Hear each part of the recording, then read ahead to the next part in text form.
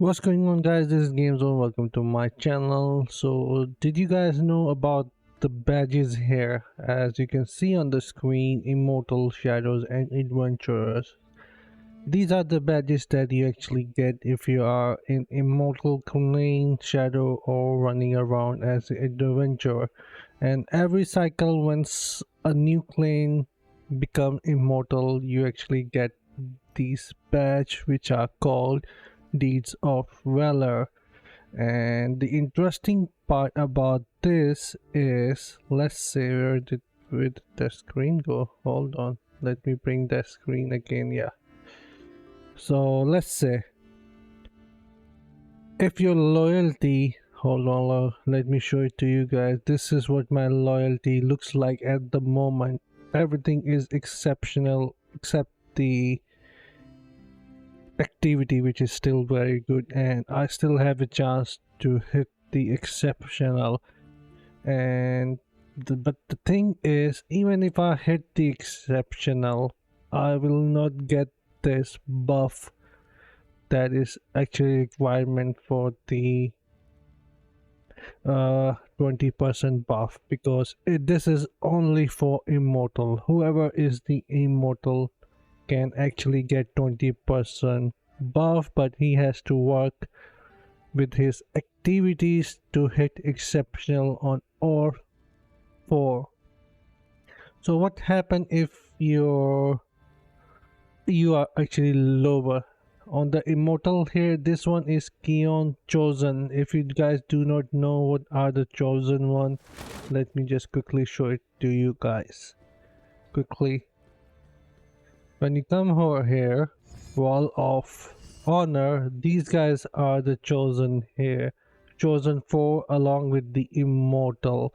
So when we go here and click on the badge, only those 4 guys have the chance of getting 12% life and damage increase buff if they hit their loyalty to exceptional on on all 4 of them.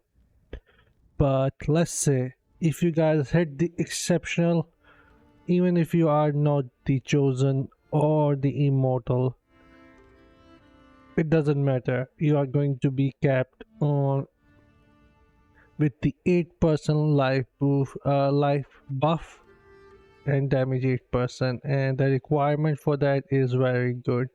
So right now, if you look at me, I am exceptional. This is actually useless to me and to countless other players. More than 96% of the majority is actually not able to get the higher buffs. Even if you are, let's say, this is for the shadow members, all knowing this is the highest that as a member you can get, but 12% is available only for the shadow clan. Be the leader of dark lane at cycle and you have to be the leader. And these badges are actually making a huge issue in many servers. The reason is people are making their own one member clan just so that they can become the leader and get themselves a 12% buff, because they already have the exceptional rating in their badge.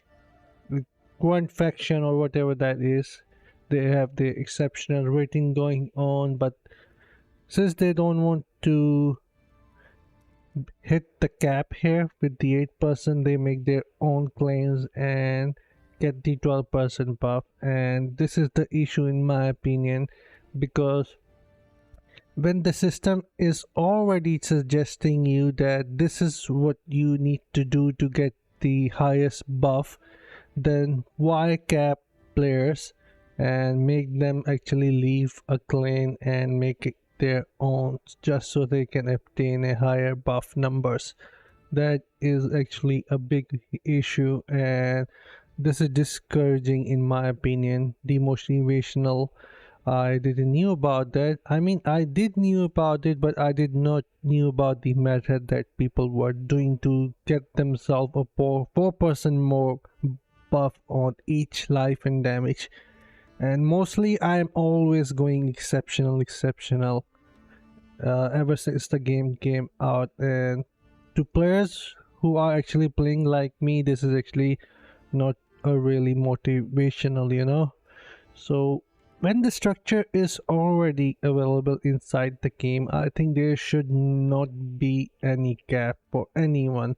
I mean, if you are playing and if you are playing really good and hitting all the requirements with the rating, then you should get the highest buff that is available in the badge, and it should not be locked behind certain requirement, like you have to be the leader or you have to be the immortal or the chosen.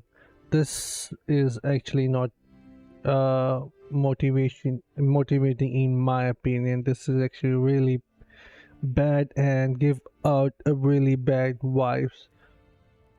So yeah, the structure is already there, the system is already there. The only thing Blizzard need to do is remove the cap at all. So if you are immortal, then you should have the chance to hit a 20% buff, and this is actually going to make a lot of players and clans to try and, you know, do their best to get into the immortal so they can actually obtain a higher buffs as a member, leader, or whatsoever.